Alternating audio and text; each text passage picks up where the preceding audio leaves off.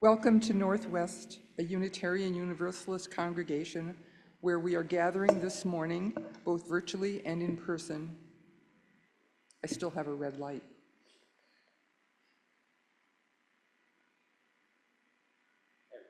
Now I have a green light. Good morning. Welcome to Northwest, a Unitarian Universalist congregation where we are gathering this morning, both virtually and in person, as one connected community. I'm Joanne Cantoni, and my pronouns are she and her. I'll be your worship leader this morning, and I'm joined by Pastor Eli Kranz and Amy Reban.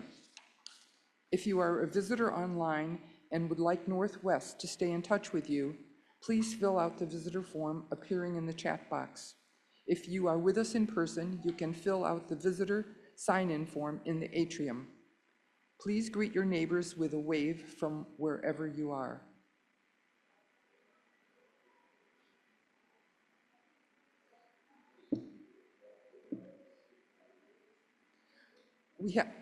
We have a few announcements to share with you, and you'll find more information about Northwest and its events in the weekly newsletter and on our website. 1, we are officially into summer, and that means that services will be joint until September. Next week, July 7, we will be at Detroit to hear Joel Batterman discuss serenity. The week after that, July 14th, we will be back here in Northwest for a hymn sing. Todd and Alex will lead us in singing some of our favorite hymns, and maybe even some you forgot existed. Before we begin the prelude, let us all take a deep breath and settle into a time of worship.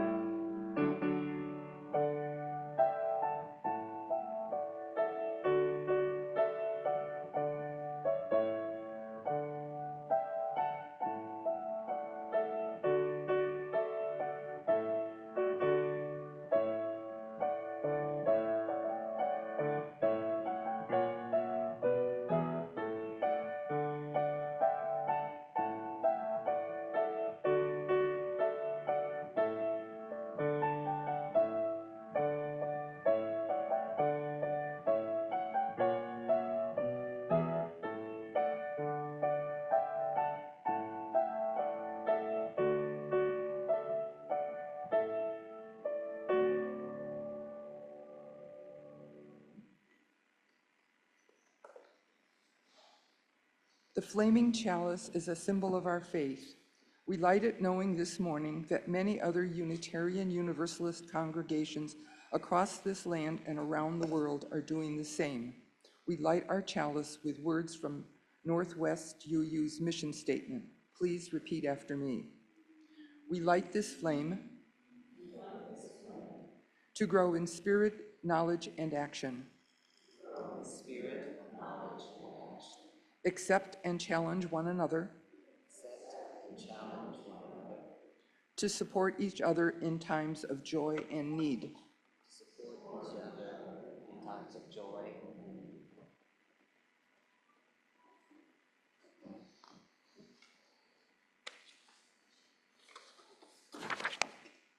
Good morning.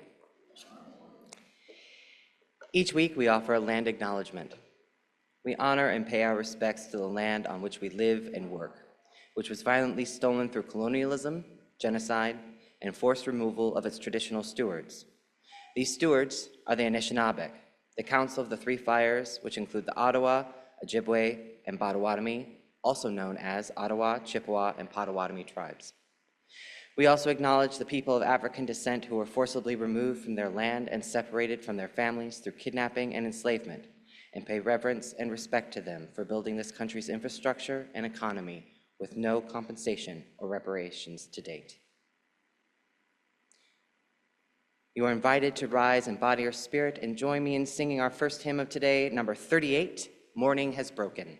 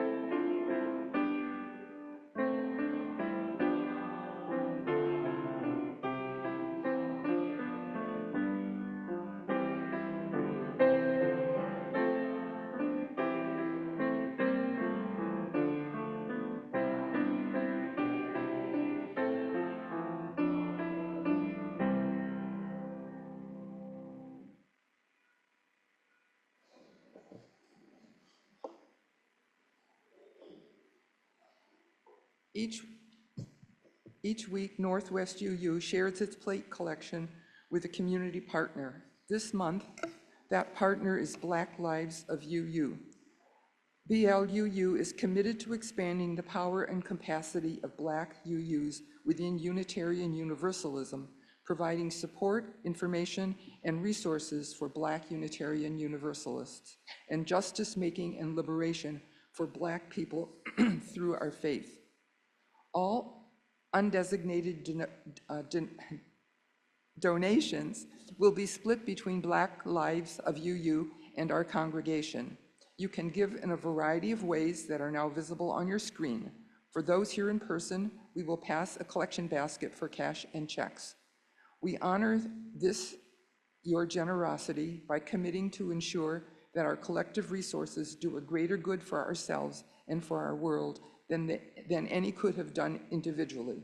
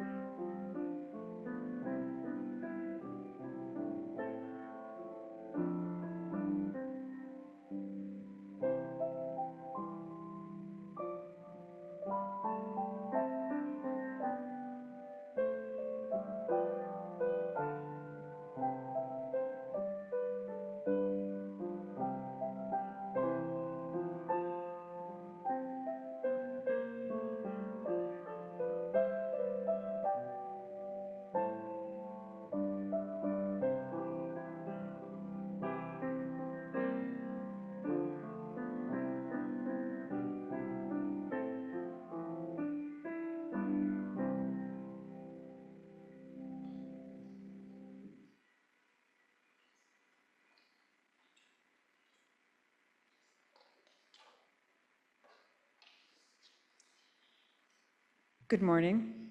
I'm Mary Mueller, a member of the Northwest Pastoral Care Committee.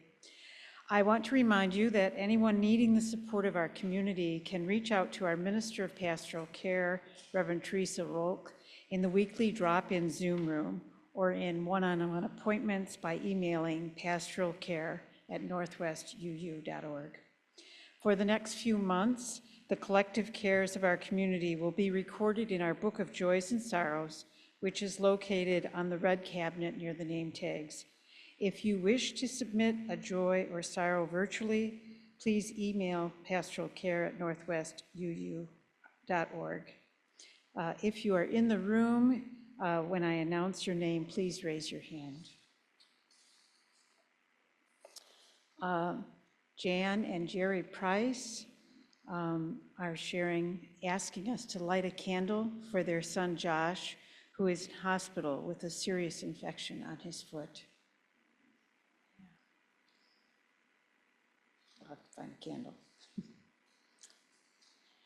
And Joanne Cantoni writes in on behalf of Ardasha Antares. Ardasha will be returning home on July 4th. She invites the whole congregation to a gratitude celebration Friday, July 12th, from 6 to 7:30 p.m. at the church in recognition of the support she received during her illness. There will be refreshments and music by talented church members. For these and the joys and sorrows that are held in the silent sanctuary of our hearts, I offer this prayer. Sources of radiance and resilience, keep watch with those who work or watch or weep this night. May the suffering be soothed. May the sick be tended. May the weary find rest. May the dying and those who love them find peace. May the joyous be shielded. And may all know that we are surrounded in a love that is with us always, a web that connects us to all that exists. Let's take a few moments of silence to be with each other in this sacred space. We will come out singing Spirit of Life.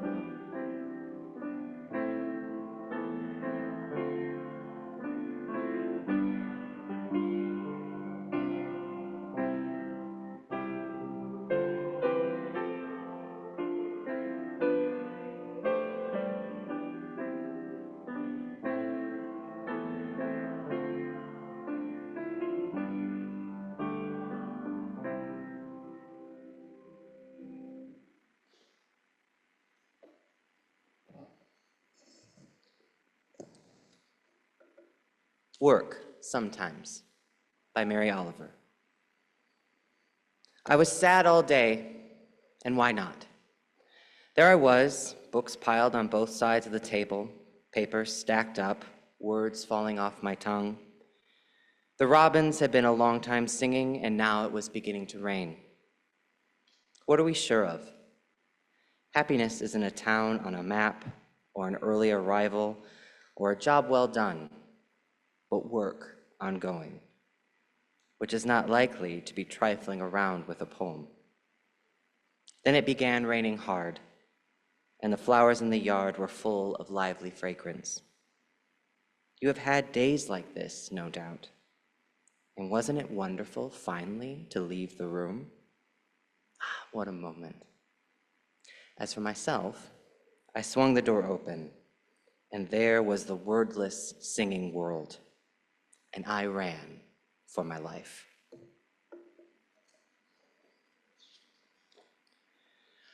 Please rise in body or spirit and join me in singing number 95, There is More Love Somewhere.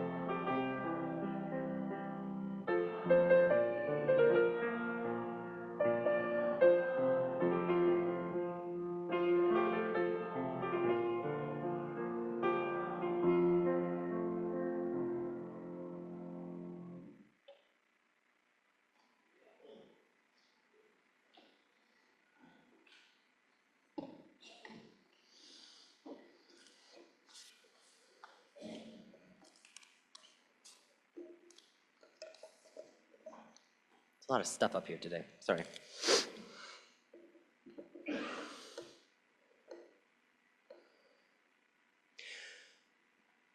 When are we taught about pleasure?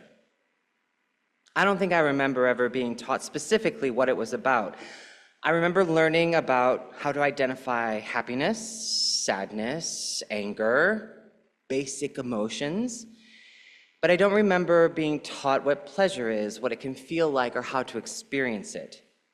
And I'm probably not the only one. I think collectively we've done a pretty crap job at learning about pleasure, and I believe that when you cut off pleasure, you cut off the access to joy.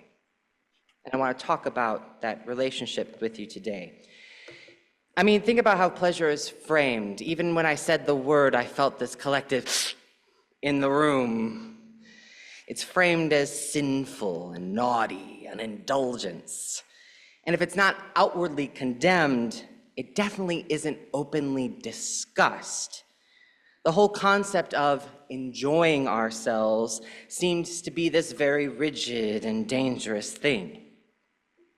As a group, as humans, we are really great at punishment. We are not so good at pleasure. I suppose we might think we are. In fact, the narrative is often that our culture is overindulgent. But that's because we've bought and sold this lie that capitalism has told us that what pleasure is buying things, expensive things. They sell us a cure to a problem that they invented, and that cure must be earned. Have you earned that little Dove chocolate? Have you earned that rest and relaxation? We have deluded ourselves to believe it is easier to suffer than to thrive. Suffering and despairing people, after all, are easy to control, very easy to manipulate, to give over power to those who would wish to wield it. And really, there is no shortage of things to despair. The rise of American and global fascism, genocide, death, destruction, the willful destruction of our planet and climate, yet another election where the options seem bleak and bleaker. Things just seem to be getting worse every day.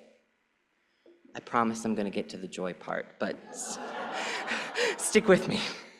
Before we get there, there are a few things that I want us to understand together, a shift in thinking that I want us to have together. And the first is to interrupt this narrative that things are getting worse. Things are bad. Things are scary and things are dangerous. But I think of it more as we've opened up the fridge and finally reached into the back to all those things that we've forgotten are back there. The things in the Tupperware containers and the Cool Whip containers and the Country Crock containers that have been allowed to rot and fester. And what we're doing now is we're finally pulling them out to clean it all out. Those in power and politics would have us believe that there is no hope to fix these things, that they are just part of the world, and all we can do is insert some self-serving solution that usually makes them money. But really, we're uncovering things that have always existed. These things in the back of our fridge. These people in power are invested in our hopelessness. And even more so to the idea that there is no room for joy or pleasure in this world, that you cannot be both joyful and aware. And if you are joyful, then you're ignorant. We've bought this lie, hook, line, and sinker, that you cannot find pleasure in the work, in the action, and that if you do, you're just doing it for yourself. Well, yeah. I'm doing it for myself and for others. Why are we not included in our liberation? It benefits me to lend my voice to causes I care about. What is so bad if we feel pleasure in our activism? Why does that make us so uncomfortable? The entire idea of pleasure has been pretty terribly warped in our culture, and there's probably a lot of sources to blame. The Protestant work ethic, puritanical evangelicalism, capitalist hellscape, as mentioned before, and the demonization of anything to do with the body. These are all culprits, I'm sure. So I want us to sit for a moment. It is our duty as the faithful gathered to sit in discomfort, to think. It is our duty to start pulling the containers out of the back of the fridge and begin to inspect, even if we have to hold our nose and gag reflexes back. The connection of our heads to our bodies has been growing more and more distant.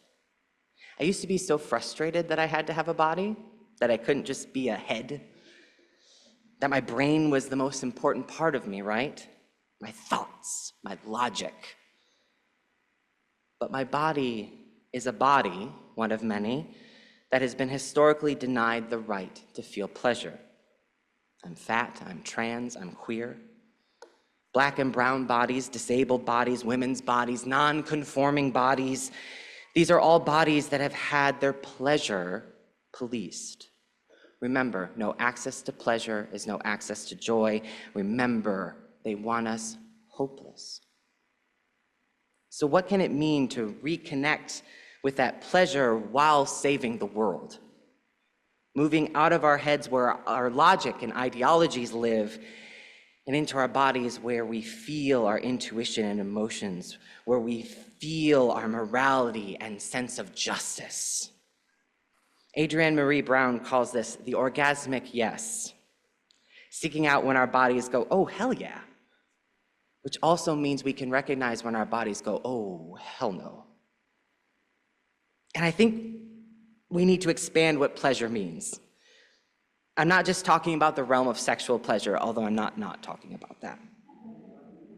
But our bodies can feel pleasure in so many ways. Happiness, aliveness, transcendence. We can bring ourselves to this pleasure, but we can also have the community bring us pleasure. From her book, Pleasure Activism, Adrienne Marie Brown says that, Lord made me look deeply at my life to find the orgasmic, full-bodied yes inside of me, inside of the communities I love and work with, and inside our species in relationship to our home planet. She says, I became attuned to the ways erotic and other pleasures shaped and healed me. It helped me to understand that there is no way to repress pleasure and to expect liberation, satisfaction, or joy. Brown mentioned Lorde, it's Audre Lorde, and the piece that she is working from that provided this inspiration in her book was Lorde's essay, Uses of the Erotic. And since it's always a good time to quote Lorde, I'm going to give us some context, to connect with Brown's thoughts a little bit better here. In this essay, Lorde says, the erotic is the nurturer or nursemaid of all of our deepest knowledge. She says, the sharing of joy, whether physical, emotional, psychic, or intellectual, forms a bridge between the sharers, which can be the basis for understanding much of what is not shared between them and lessens the threat of their difference. She says, to share the power of each other's feelings is different from using another's feelings as one would use a Kleenex. When we look the other way from our experience, erotic or otherwise, we use rather than share the feelings of those others who participate in the experience with us. And use, she says, without consent of the used, is abuse. And finally, she says, in touch with the erotic, I become less willing to accept powerlessness or those other supplied states of being which are not native to me, such as resignation, despair, self-effacement, depression, and self-denial. Pleasure and joy can be a community event. And further, it should be a community event. We must not just share our grief with each other. We must seek out and uplift joy as well. We think of pleasure as this individual thing that we can seek, that joy is also individual, but joy must be discentered from the self. And I think it's better when it's not wrapped up in the self, when we let go of our logic, our rationality. This can be regenerative and healing. As I was working on this sermon, as so often happens when you're working on sermons, the exact perfect life event happened to me.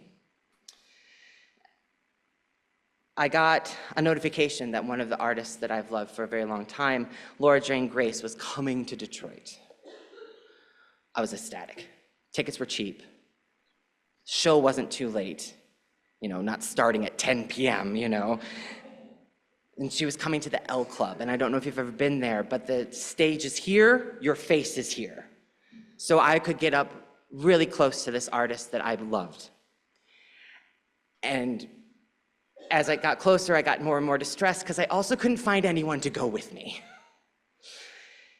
I've never gone to a show alone, and my anxiety about it was through the roof, but I couldn't miss this show. I couldn't miss this opportunity to be so close to this artist that I loved. So I went. I got there, and I went up front, and I just had this moment of, you know what? Screw it. I let go. And it was a punk show, so it was loud. It was sweaty. It was people moving all over the place. And I let my body move in a way that it wanted to move. I disconnected from my logic and my rationality, and I just lived in the moment. And not only did that help connect to my body, but when I looked around, it helped me connect to the collective joy that was happening in the room. Everyone there was having such a good time. The artists on stage were having such a good time. And I was like, oh, this is what Brown and Lorde were talking about, at least the start of it. And I've become a little obsessed with cultivating that feeling everywhere I go now. In her essay, More Joy, Deborah Splicer says, joy is embracing existence in general, despite, or maybe even because of, its confusing, paradoxical, often fearful, and ephemeral nature. Joy is an accumulation of love that is evoked by a particular object or event or person, but the apparent cause only provokes the effect, joy, and does not really produce it. I exist. I am part of existence, which is something much greater than and encompassing of me, and existence recognizes me. And so joy has what is called the bolstering effect. which is not to deny life's hardships, but it makes life more bearable, even appreciable, and is a necessary condition for living life fully aware.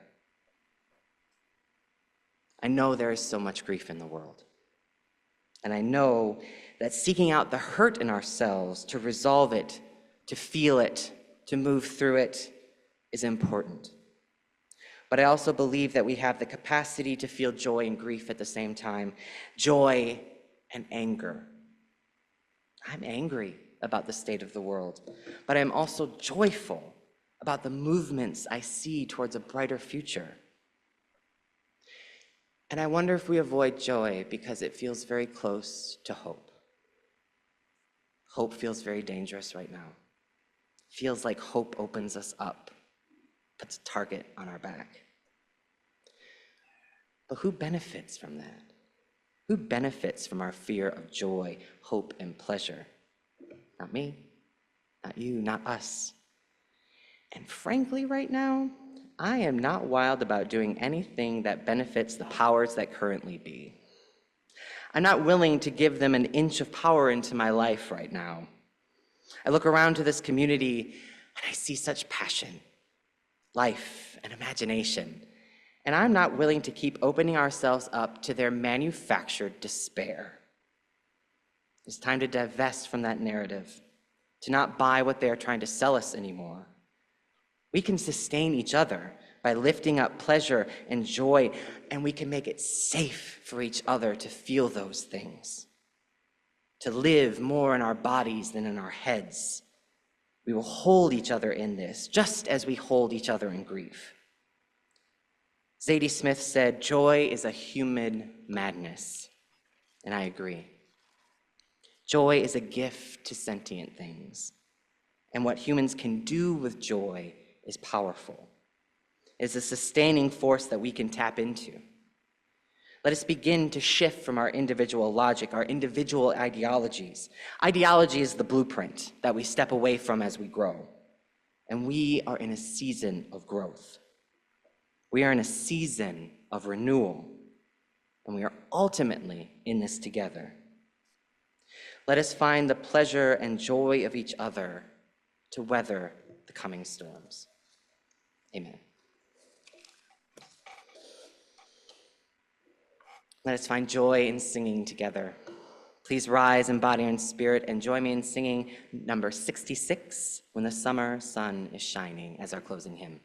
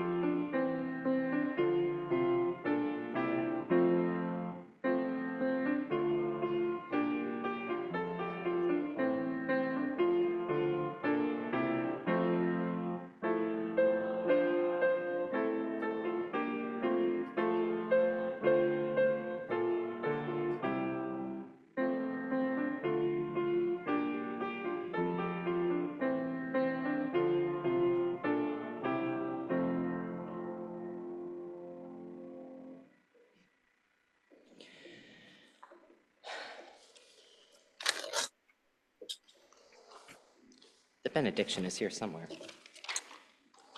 There we go. My beloveds, we are living in a time of great upheaval.